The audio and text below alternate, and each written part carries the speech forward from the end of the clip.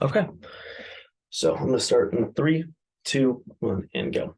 So my bread and butter in the game of baseball is hitting a base hit single up the middle because in baseball there's no defender up the middle, so hitting it up there will be a base hit every single time.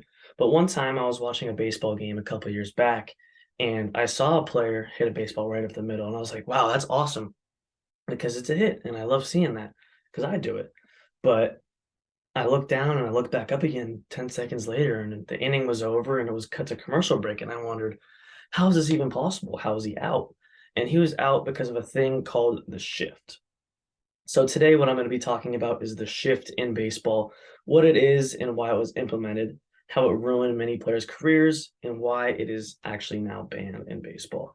So, first off, what I'm going to be talking about is what it is and why the shift was created. And so the shift is basically a defensive alignment where players are playing out of position to where their normal standard positions would be, which basically there's normally two players on each side, but in the shift you can have three players on one side, maybe the left side of the infield, and one player on the right side, and vice versa. And a quote from RJ Nair over at ESPN, he says, "quote unquote," managers love to manage. You can't blame them. Uh, just like writers like to write, just like bakers like to bake, just like policemen like to police, etc. And what this quote is, quote this quote is basically saying is that managers are giving themselves the best chance to win games, and the shift definitely helped with this because changing the defensive positions made it so much more efficient for defense to get on and off the field and get back to hitting. And the first time we ever saw the shift was back in the 1940s, a long, long time ago. It didn't last very long back then. It was against one of the greatest baseball players of all time, Ted Williams, actually. And it didn't really work. Ted Williams, obviously, like I said, one of the greatest, best players ever. But what it has worked on is when it has worked, it has been in the past 10, 20 years against players that have been playing nowadays. And so, secondly, I'd like to talk about how the shift has altered people's careers for the worse and honestly ruined some players' careers. Because players grew up playing baseball with no shift, with people in their normal defensive positions. And now that they're getting to the MLB and being shifted, they're having such a hard time adjusting. And the first player that I want to mention here is a player by the name of Jay Bruce, who, when he first came to the league, he was a former MLB All Star, as well as he hit 300 plus home runs, which is a lot of home runs in the MLB. And after the shift had been implemented, his career is kind of just fell. It's just not. He did not have a good time adjusting, and now I want to tell you a quote from Tom Verducci at Sports Illustrated saying Bruce lost 107 points to his pole side average and 92 points to his overall average.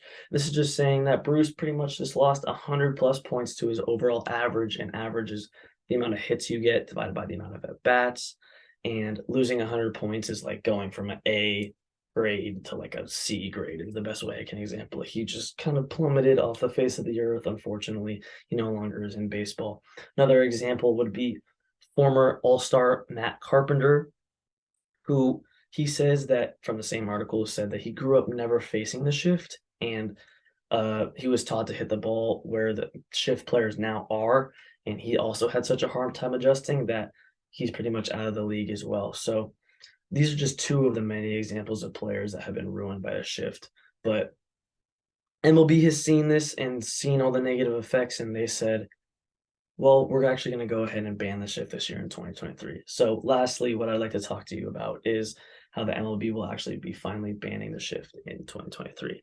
So, like I was saying, after so much complaining and all the difficulties that players have faced against the shift, MLB has decided to ban it. According to MLB.com's Anthony Castrovins, he says that the defensive team must have two players on either side of the field.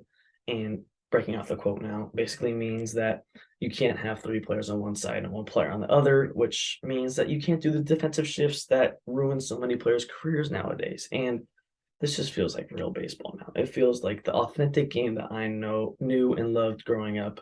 And I watched a game the other day, or sorry, last month, a spring training game, which is the preseason before the season, and I saw someone hit that base hit up the middle. And there was no shift, and it was awesome because I was like, that's really how baseball is meant to be played. You hit it up the middle, you deserve a hit because you can't get much better than that. And so yeah, today I just talked about the shift in baseball. I talked about why it was created. I talked about what it is, how it ruins certain players' careers, and why it's now being banned in 2023. And like I've been saying, the shift just didn't really feel authentic, didn't feel like real baseball. So when you come across changes in your life, just make sure to stay authentic and stay to your within yourself instead of trying to change who you are. And that's just my advice as well. And I'll leave you with this.